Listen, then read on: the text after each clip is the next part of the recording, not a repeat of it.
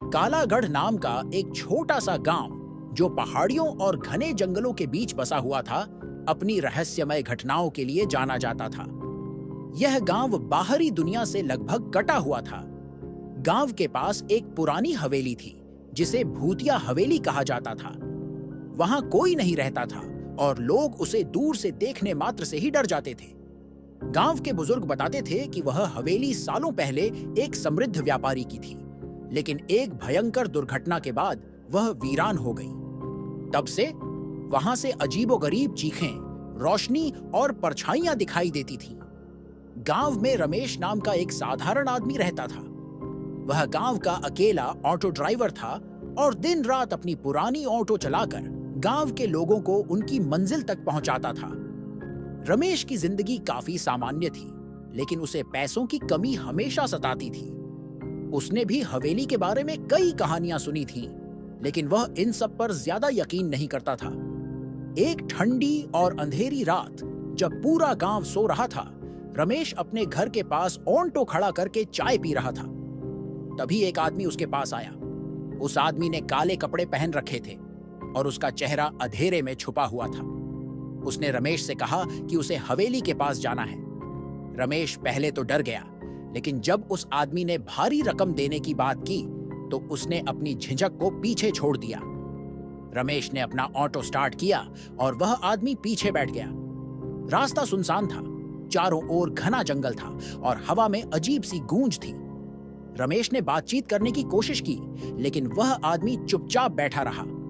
वह सिर्फ हाथ से इशारा करके रास्ता बताता रहा। रमेश का दिल तेजी से धड़क रहा था।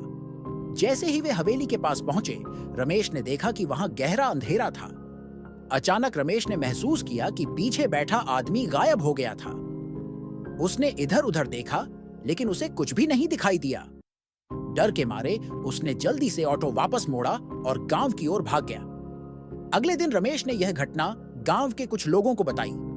लोगों ने उसे चेतावनी दी कि वह रात के समय हवेली के पास न जाए, लेकिन रमेश को यह सब अजीब लगा। उसने सोचा कि शायद उसका वहम होगा। कुछ दिनों बाद फिर से रात के समय एक महिला रमेश के पास आई। उसने कहा कि उसे शहर तक जाना है। रमेश ने सोचा कि इसमें कोई समस्या नहीं होनी चाहिए और वह उसे शहर छोड़ने के लिए तैयार हो गया। जैसे ही वे रास्ते में थे, रमेश ने महसूस किया कि महिला का चेहरा बार बार बदल रहा है। कभी वह मुस्कुराती थी तो कभी रोने लगती थी। रमेश को यह सब अजीब लग रहा था, लेकिन उसने कुछ नहीं कहा।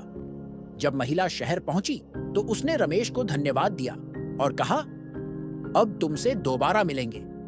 यह सुनकर रमेश के रोंगटे खड़े हो गए। धीरे धीरे रमेश की जिंदगी अजीब घटनाओं से भरने लगी। कभी उसके ऑटो में बैठे सवारियों के पैर उलटे होते तो कभी ऐसा लगता कि ऑटो में कोई है ही नहीं, लेकिन फिर भी पीछे से वजन महसूस होता। रमेश का डर बढ़ने लगा, लेकिन वह इन घटनाओं को समझ नहीं पा रहा था। एक रात रमेश ने तय किया कि वह इन रहस्यमय घटनाओं की जड़ तक जाएगा। उसने गांव के एक बुजुर्ग से सलाह ली। बुजुर्ग ने उसे बताया कि शायद उसे उन आत्माओं का सामना करना होगा जो हवेली में फंसी हुई हैं। रमेश को यकीन नहीं हुआ, लेकिन उसने साहस जुटाकर हवेली जाने का फैसला किया। अगले दिन वह अपने ऑटो के साथ हवेली के पास पहुंचा। हवेली पर अजीब सा सन्नाटा था। जैसे ही उसने हवेली का दरवाजा खोला, एक ठंडी हवा का झोंका आया। अंदर सब कुछ बिखरा हुआ था। दीवारों पर खून के धब्बे थे और फर्श पर जलने के निशान थे। अचानक उसे महसूस हुआ कि कोई उसके पीछे खड़ा है। उसने मुड़कर देखा तो वही आदमी दिखाई दिया जिसे उसने पहली रात ऑटो में बिठाया था। आदमी ने रमेश से कहा कि वह और उसकी पत्नी इस हवेली में रहते थे। गांव वालों ने उन्हें जादू टोने के शक में जिंदा जला दिया था। तब से उनकी आत्माएं इस जगह पर फंसी हुई हैं। आदमी ने रमेश से मदद की गुहार लगाई और कहा कि वह उनकी आत्माओं को मुक्त कर सकता है। रमेश ने यह सब गांव के पुजारी को बताया। पुजारी ने कहा कि उन्हें एक यज्ञ करना होगा जिससे उन आत्माओं को शांति मिलेगी। अगले दिन रमेश और पुजारी ने मिलकर यज्ञ की तैयारी की। रात के समय जब यज्ञ शुरू हुआ तो हवेली में अजीब घटनाएं होने लगीं। हवा जोर से चलने लगी, दरवाजे अपने आप खुलने लगे और खिड़कियों से तेज आवाजें आने लगीं। रमेश और पुजारी ने अपनी प्रार्थनाएं जारी रखीं। अचानक एक तेज चीख गूंजी और फिर सब कुछ शांत हो गया। यज्ञ के बाद रमेश ने महसूस किया कि हवेली की रहस्यमय घटनाएं बंद हो गई हैं। गांव वाले भी अब हवेली के पास जाने से नहीं डरते थे, लेकिन रमेश के लिए यह घटना हमेशा यादगार रही। वह जानता था कि उसने उन आत्माओं को शांति दी जो सालों से दर्द और पीड़ा में फंसी हुई थीं। रमेश ने सोचा कि अब उसकी जिंदगी वापस सामान्य हो जाएगी, लेकिन उसके अंदर एक अजीब सा बदलाव आ गया था। वह रात के समय अकेले होने से डरने लगा था। हर बार जब वह अपने ऑटो में बैठता तो उसे लगता कि कोई पीछे से उसे देख रहा है। हालांकि हवेली के पास की घटनाएं बंद हो चुकी थीं, लेकिन रमेश के दिल और दिमाग पर उनका असर गहराई से पड़ा था। कुछ समय बीत गया। गांव में अब भी लोग रमेश की बहादुरी की कहानियां सुनाते थे, लेकिन रमेश के लिए यह सब किसी डरावने सपने से कम नहीं था। एक रात जब वह अपने ऑटो के साथ गांव के बाजार में खड़ा था, तो एक औरत उसके पास आई। उसने सफेद साड़ी पहनी हुई थी और उसके बाल बिखरे हुए थे। उसकी आंखों में एक अजीब सी चमक थी। उसने रमेश से कहा कि उसे जंगल के उस पार छोड़ देना है। रमेश ने पहले मना कर दिया, लेकिन जब उसने रमेश की तरफ एक अजीब सा सिक्का बढ़ाया तो वह सहम गया। उस सिक्के पर अजीबोगरीब प्रतीक बने हुए थे जो उसने पहले कभी नहीं देखे थे। न चाहते हुए भी रमेश ने हामी भर दी। उसने सोचा कि शायद यह उसकी कल्पना है और सब ठीक होगा। रमेश ने ऑटो चलाना शुरू किया। औरत उसके पीछे चुपचाप बैठी थी। रास्ता सुनसान और डरावना था। जैसे ही वे जंगल के पास पहुंचे, रमेश ने महसूस किया कि ऑटो अचानक भारी हो गया है। उसने शीशे में देखा तो पाया कि औरत के पीछे कई और परछाइयां बैठी थीं। वे परछाइयां धीरे धीरे उसकी तरफ बढ़ने लगीं। रमेश का शरीर कांपने लगा। उसने तुरंत ऑटो रोक दिया और पीछे पलटकर देखा। वहां कोई नहीं था, लेकिन जब उसने सामने देखा तो वह औरत ऑटो के सामने खड़ी थी। वह औरत धीरे धीरे रमेश की तरफ बढ़ी और बोली, तुमने हमारी आत्माओं को मुक्त किया, लेकिन कुछ अभी भी यहाँ फंसी हुई हैं। वे तब तक तुम्हारा पीछा करेंगी जब तक तुम उनका दर्द नहीं समझोगे। ये कहकर वह औरत गायब हो गई। रमेश डर के मारे कांपता हुआ ऑटो वापस गांव की ओर ले गया। गांव पहुंचने के बाद रमेश ने इस घटना के बारे में किसी से बात नहीं की, लेकिन उसके अंदर का डर बढ़ता जा रहा था। हर रात उसे सपने में वही औरत दिखाई देती जो उसे हवेली की ओर बुलाती थी। उसने कई बार सपने को नजरअंदाज करने की कोशिश की, लेकिन वह सपना और ज्यादा भयावह होता गया। आखिरकार रमेश ने फैसला किया कि वह एक बार फिर उस हवेली में जाएगा। इस बार उसने अपने कुछ दोस्तों को भी साथ ले जाने का सोचा। उसने गांव के 4 लोगों को अपनी बात समझाई, जो पहले तो मना करते रहे, लेकिन रमेश की जिद के आगे झुक गए। रात का समय था। 5 लोग टॉर्च और हनुमान चालीसा लेकर हवेली पहुंचे। जैसे ही उन्होंने हवेली के अंदर कदम रखा, उन्हें अजीब सी आवाजें सुनाई देने लगीं। हवा में सड़ी हुई गंध थी। रमेश ने अपने साथियों को सतर्क रहने को कहा। वे धीरे धीरे अंदर बढ़े। हवेली के मुख्य हॉल में पहुंचते ही दरवाजा अपने आप बंद हो गया। सबके चेहरे पर डर साफ नजर आ रहा था। अचानक दीवारों पर बने पुराने चित्रों से खून बहने लगा। छत से एक पुरानी झूले की आवाज आई, जैसे कोई उस पर झूल रहा हो। रमेश और उसके साथी डर के मारे वहीं रुक गए। तभी उन्हें एक तेज रोशनी दिखाई दी और एक परछाई सामने आ गई। वह वही औरत थी जिसे रमेश ने अपने ऑटो में बैठाया था। उसने कहा, यह जगह अब भी हमारे दर्द की गवाही देती है। तुमने हमें शांति दी, लेकिन जो यहाँ फंसे हुए हैं वे अब तुम्हें नहीं छोड़ेंगे। इतना कहने के बाद हवेली के अंदर एक जोरदार भूकंप जैसा कंपन हुआ। चारों तरफ से चीखने चिल्लाने की आवाजें आने लगीं। रमेश और उसके दोस्तों ने वहां से भागने की कोशिश की, लेकिन दरवाजे बंद हो चुके थे। अचानक एक कोने से आग की लपटें उठीं और उन पर छाइयों ने घेरा बना लिया। रमेश ने हनुमान चालीसा पढ़ना शुरू किया। जैसे जैसे वह मंत्र पढ़ता गया, वैसी वैसी आवाजें तेज होती गईं। आखिरकार मंत्रों की शक्ति से वह भयंकर कंपन शांत हो गया। दरवाजा खुल गया और सभी लोग बाहर भागे। जब वे मुड़े तो देखा कि पूरी हवेली आग की लपटों में घिरी हुई थी। उस रात के बाद रमेश ने कभी भी उस हवेली का रुख नहीं किया। गांव वाले कहते हैं कि उस रात के बाद वहां किसी ने कोई अजीब घटना नहीं देखी, लेकिन रमेश अब भी अपने सपनों में उस औरत और परछाइयों को देखता है। उसका मानना है कि कुछ कहानियां कभी खत्म नहीं होती और कुछ आत्माएं हमेशा भटकती रहती हैं। रमेश की जिंदगी उस घटना के बाद पूरी तरह बदल गई थी।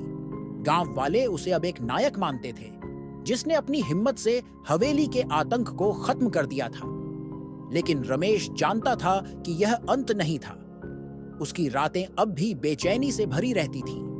हर बार जब वह सोने की कोशिश करता तो उसे सपने में वह जलती हुई हवेली, परछाइयां और वह औरत दिखाई देती।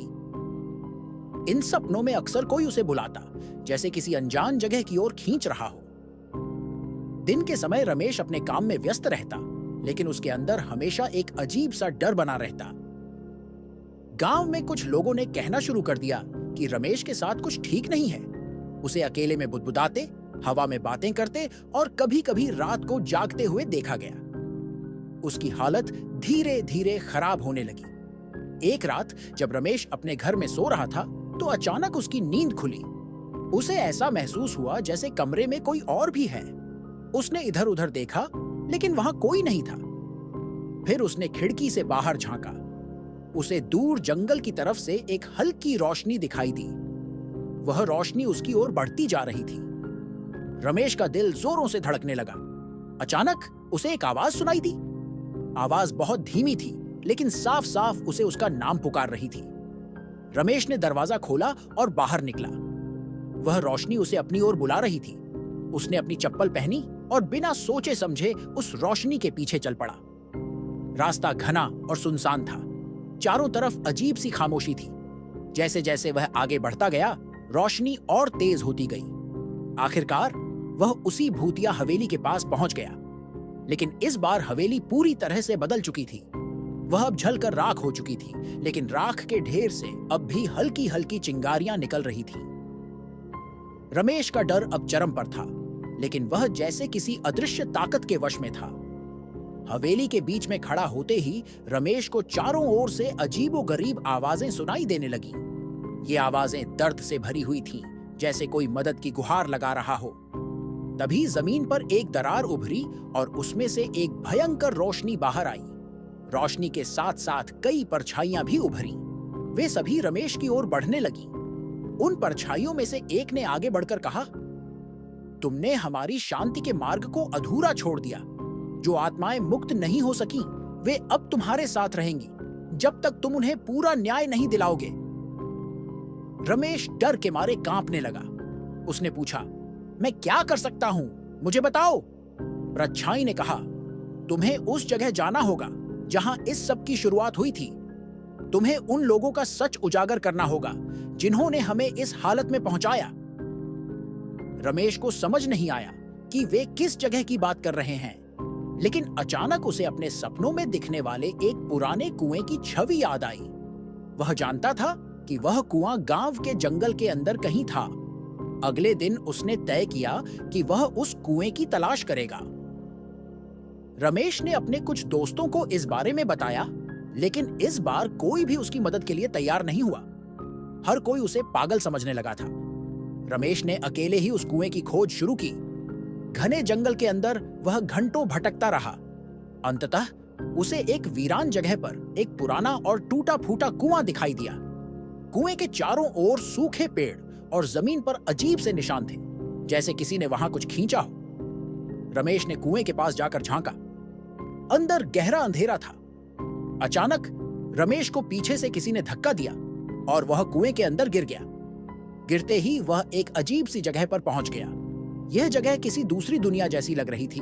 चारों ओर अंधेरा था, लेकिन बीच में एक बड़ा मैदान था जहां कई आत्माएं भटक रही थीं। वे सभी दर्द और गुस्से से चीख रही थीं। रमेश को वहां वही आदमी और औरत दिखाई दिए जो पहले उसके ऑटो में बैठे थे। उन्होंने कहा, यह वही जगह है जहां हमें फेंक दिया गया था। यहां से बाहर निकलने का कोई रास्ता नहीं था। रमेश ने पूछा, मैं तुम्हारी मदद कैसे कर सकता हूं? आदमी ने कहा, तुम्हें गांव के लोगों को हमारी सच्चाई बतानी होगी। उन्हें बताना होगा कि उन्होंने हमें गलत समझा। रमेश ने वादा किया कि वह उनकी सच्चाई सबके सामने लाएगा। उसी समय एक तेज रोशनी हुई और रमेश ने खुद को कुएं के बाहर पाया। वह वापस गांव लौटा और लोगों को सारी सच्चाई बताई। कुछ ने उसकी बातों पर विश्वास किया तो कुछ ने उसे झूठा कहा, लेकिन धीरे धीरे सच सबके सामने आ गया।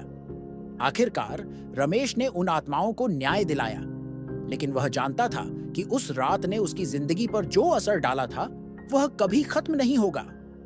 रमेश के लिए यह कहानी कभी खत्म नहीं हुई।